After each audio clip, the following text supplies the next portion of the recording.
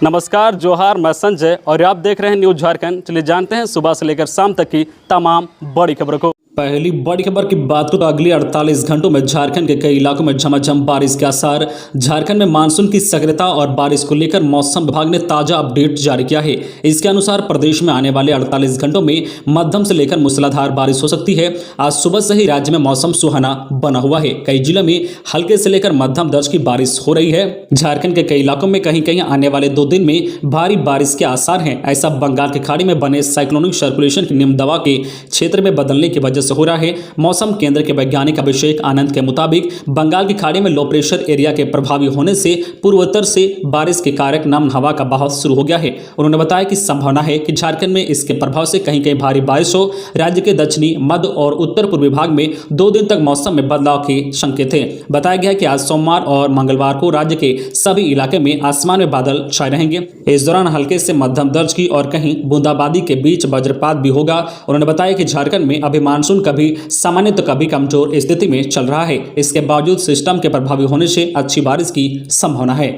अगली बड़ी खबर की बात करें तो मैट्रिक की विशेष परीक्षा कल से। मैट्रिक की पूरक संपूरक विशेष परीक्षा 7 सितंबर से शुरू होगी। परीक्षा को लेकर राज्य भर में लगभग 524 केंद्र बनाए गए हैं। झारखंड एकेडमिक काउंसिलिंग की ओर से परीक्षा की तैयारी पूरी कर ली गई है। परीक्षा से संबंधित सामग्री सभी जिलों को भेज दी गई है। परीक्षा और मार्कशीट पर 2 पाली में होगी। वही इंटर की विशेष परीक्षा 9 से 11 सितंबर तक होगी। इंटर की प्रायोगिक परीक्षा शुरू है। परीक्षा 7 सितंबर तक चलेगी। अगली बड़ी खबर की बात करें तो झारखंड विधानसभा में गूंजा जय श्री राम। नमाज के लिए कमरा आवंटन के विरोध में बीजेपी विधायकों का कीर्तन।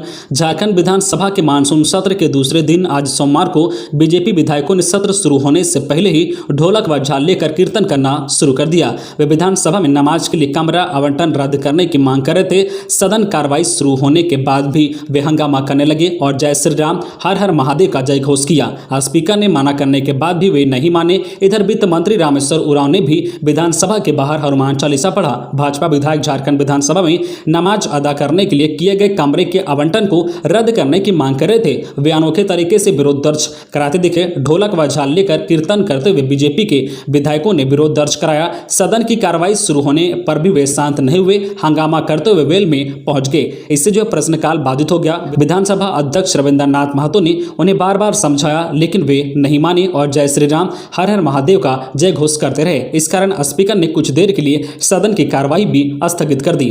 अगली बड़ी खबर की बात करें तो मनरेगा कर्मियों के मानदेय के लिए राशि आवंटित। ग्रामीण विकास विभाग ने मनरेगा कर्मियों के मानदेय के लिए राशि आवंटित कर दी है। फिलहाल 10 करोड़ रुपए दिए गए हैं। इसमें आज 6 सितंबर को शाम तक बोकारो, चतरा, देवघर, धनबाद, दुमका, पूर्व सिंहभूम, गढ़वा व गिरिडीह में भुगतान किया जाएगा। वही कल 7 सितंबर को गोड्डा, गुमला, हजारीबाग, जामताड़ा, खुट्टी, कोडरमा, लातेहार और लोहरदगा और 8 सितंबर को पाकुड़, पलामू, रामगढ़, रांची, साहिबगंज, सरायकेला, सिमडेगा और पश्चिमी सिंहभूम में भुगतान किया जाएगा। अगली बड़ी खबर की बात करें तो ऐलान किसानों का 27 सितंबर को भारत बंद। कृषि कानून के खिलाफ आंदोलन को तेज करते हुए संयुक्त किसान मोर्चा ने 27 सितंबर को भारत बंद का ऐलान किया है। मुजफ्फरपुर में हुई महापंचायत में भाजपा नेता राकेश टिकैत ने कहा कि कृषि कानूनों की वापसी की मांग को लेकर भारत बंद से देश को संदेश दिया जाएगा। महापंचायत में पंजाब, हरियाणा, राजस्थान समेत कई राज्यों के किसान पहुंचे थे। सभी ने कृषि कानूनों की वापसी की मांग की है। टिकैत ने कहा कि अब देश प्रदेश के हर जिले में आंदोलन होगा। खबरों में आगे बढ़ने से पहले आपसे रिक्वेस्ट है कि अगर आप चैनल को सब्सक्राइब नहीं किए हैं तो प्लीज चैनल को सब्सक्राइब करके बेल आइकन प्रेस कर दे, जिससे आपको झारखंड की हर छोटी बड़ी खबर का अपडेट आप तक पहुंचता रहे। चलिए बढ़ते हैं खबरों की ओर। अगली बड़ी खबर की बात करें तो हाथियों ने 2 युवकों के लिए जान। लातेहार में हाथियों का उत्पात। 15 मिनट का अंतराल पर 2 युवकों को पटक कर मार डाला। आक्रोशितों ने किया रोड जाम। बालूमाथ थाना क्षेत्र के मारंग लोहिया पंचायत के हेबना गांव और मारंग लोहिया में हाथियों ने 2 युवक को पटक कर मार डाला। हाथियों ने महज 15 मिनट का अंतराल पर ही दोनों ही युवक की जान ले ली। घटना रविवार रात की है। झुंड में 22 हाथी शामिल हैं। इधर घटना से आक्रोशित ग्रामीणों ने मुआवजा व हाथियों को भगाने की मांग पर बालूमाथ खलारी पथ को मारंग लोहिया पुलिस पिकेट के पास 12 घंटे जाम रखा। मृतकों की पहचान हेमना गांव निवासी वीरेंद्र गंजू 30 वर्षीय और मारंग लोहिया निवासी लखन उरांव 45 वर्षीय के रूप में की गई है। हाथियों ने सबसे पहले वीरेंद्र को निशाना बनाया। वीरेंद्र अपने मवेशियों को चारा देकर वापस घर आ रहा था। इसी बीच हाथियों ने उसे अपनी चपेट में ले लिया। वही 15 मिनट बाद लखन उरांव दवा खरीद कर अपने घर जा रहा था। था कि जंगली हाथियों के झुंड ने उसे भी घेर कर घायल कर दिया। परिजनों द्वारा उसे घायल अवस्था में मोरपा के एक निजी चिकित्सक के यहां ले जाया गया, जहां उसकी मौत हो गई। घटना के बाद मृतकों के परिजनों ने 25 लाख रुपए, मृतकों के आश्रितों को एक सरकारी नौकरी और हाथियों को भगाने की मांग को लेकर रोड जाम कर दिया। अगली बड़ी खबर की बात करें तो कोर्ट में बदलाव, कर्मियों को ऑक्सीजन मास्क वाली यूनिफॉर्म सौंपी जाएगी। सीवरेज सेप्टिक टैंक की सफाई के लिए सुविधा, नगर निगम में बड़े नाले व सेप्टिक टैंक की सफाई करने वाले के साथ साथ सड़क की सफाई व कचरा वाहन चलाने वाले कर्मी जल्द ही नई यूनिफॉर्म में नजर आएंगे। यूनिफॉर्म का बदलाव सफाई मित्र सुरक्षा चैलेंज सर्वे के तहत किया जाएगा। यूनिफॉर्म का नमूना भी मंत्रालय ने निगम को उपलब्ध कराया है। नगर आयुक्त सत्येंद्र कुमार ने कहा है कि इस ड्रेस कोड में बदलाव का मुख्य उद्देश्य सफाई कर्मियों की सुरक्षा का ध्यान रखना है। निगम के अधिकारियों के मुताबिक बड़े व गहरे नाले में घुसकर उसकी सफाई करने या फिर सेप्टिक टैंक की सफाई करने वाले कर्मियों पर जान का खतरा बना रहता है। ऑक्सीजन की कमी के कारण कई बार सफाई कर्मियों की सेप्टिक टैंक में मरने की घटना हो चुकी है, जिसे देखते हुए स्पेशल ड्रेस का डिजाइन किया गया है। इस ड्रेस में ऑक्सीजन मास्क के साथ साथ ऑक्सीजन सिलेंडर की भी व्यवस्था रहेगी। अगली बड़ी खबर की बात करें तो नीट की परीक्षा 12 को ज्वेलरी और हाई हील्स के जूते पर रोक। एनटीए के national eligibility cum entrance test 2021 की परीक्षा 12 सितंबर को आयोजित करने जा रहा है। परीक्षा दोपहर 2 बजे से शाम 5 बजे तक आयोजित होगी। एक कमरे में 12 परीक्षार्थी ही परीक्षा देंगे। केंद्र के रजिस्ट्रेशन डेस्क पर एक बार में केवल 12 परीक्षार्थी रह सकते हैं। सेंटर में एंट्री से लेकर एग्जिट तक बिना किसी कॉन्टैक्ट के सारे वेरिफिकेशन होंगे। एडमिट कार्ड 9 सितंबर को जारी होगा। झारखंड में 580 सीट है। ड्रेस कोड के अनुसार परीक्षा केंद्र पर ही आए परीक्षार्थी। एनटीए ने परीक्षा के लिए ड्रेस कोड जारी किया है। परीक्षार्थियों को आभूषण या कोई मेटल की चीज पहनकर नहीं जाना है। कम्युनिकेशन टूल्स पर भी मनाही होगी। लड़कियों को हाई हील्स की चप्पल और लड़कों को मोटे सोल के जूते नहीं पहनने हैं।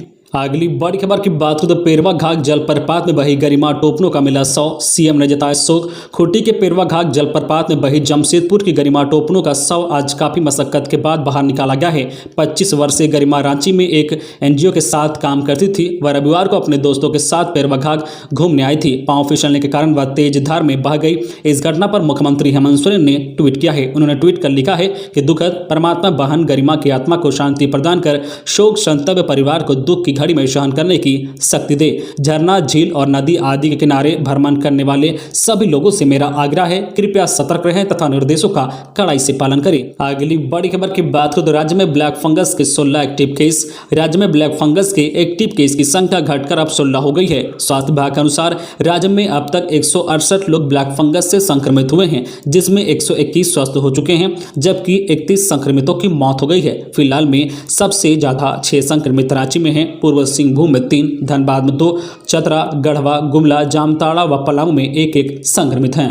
अगली बड़ी खबर की बात करें तो निगम कर्मियों को मिलेगा 25% महंगाई भत्ता।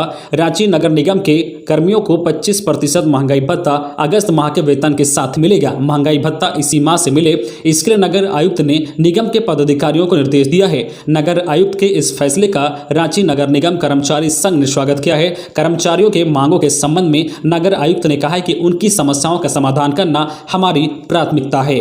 अगली बड़ी खबर की बात करें तो 19 को आएंगे तेजस्वी, राजद बनाएगा 10 लाख नए सदस्य। प्रदेश राजद अध्यक्ष अभय कुमार सिंह ने कहा कि बिहार में प्रतिपक्ष के नेता तेजस्वी यादव 19 को झारखंड के दौरे पर आएंगे। उनके आगमन पर ऐतिहासिक स्वागत किया जाएगा। तेजस्वी यादव झारखंड में संगठन को मजबूत करने आ रहे हैं, इसलिए उनके निर्देश पर राजद जिला, प्रखंड एवं पंचायत स्तर तक दल का सदस्य अभियान चलाकर 10 लाख सदस्य बनाने का लक्ष्य रखा गया है। अभय सिंह राजद की बैठक के बाद मीडिया से बातचीत कर रहे थे। उन्होंने कहा कि 16 सितंबर को छतरपुर में कार्यक्रम को सफल बनाने के लिए 2 दिन पहले 14 सितंबर को झारखंड के सभी जिलों के अध्यक्ष वहां काम करेंगे। अगली बड़ी खबर की बात करें तो राज्य में दवा दुकानों की निगरानी के लिए नियुक्त होंगे फार्मेसी इंस्पेक्टर। राज्य में दवा दुकानों की निगरानी के लिए फार्मेसी डॉक्टरों की नियुक्ति की जाएगी। सरकार नियुक्ति की प्रक्रिया शीघ्र करेगी। पहले चरण में सभी जिलों के लिए एक फार्मेसी इंस्पेक्टर की नियुक्ति होगी। इसके बाद संख्या को बढ़ाया जाएगा। नियुक्ति से संबंधित फाइल झारखंड फार्मेसी काउंसिलिंग द्वारा स्वास्थ्य विभाग को भेज दी गई है। स्वास्थ्य विभाग ने फार्मेसी काउंसिलिंग को आश्वासन देते हुए कहा है कि अब किन किन जिलों में फार्मेसी इंस्पेक्टर का पद खाली है। गौरतलब है कि राज्य में फार्मेसी इंस्पेक्टर का काम भी जो है ड्रग इंस्पेक्टर ही करते हैं। तो ये थी आज की झारखंड की टॉप बड़ी खबरें। इसी तरह झारखंड की हर छोटी बड़ी खबर देखने के लिए आप हमारे चैनल न्यूज झारखंड चैनल को सब्सक्राइब करके बेल आइकन प्रेस कर दीजिए, जिससे आपको झारखंड की हर छोटी बड़ी खबर का अपडेट आप तक पहुंचता रहे। तो आज के लिए बस इतना ही, हमें दीजिए इजाजत, फिर मिलते हैं नेक्स्ट न्यूज में।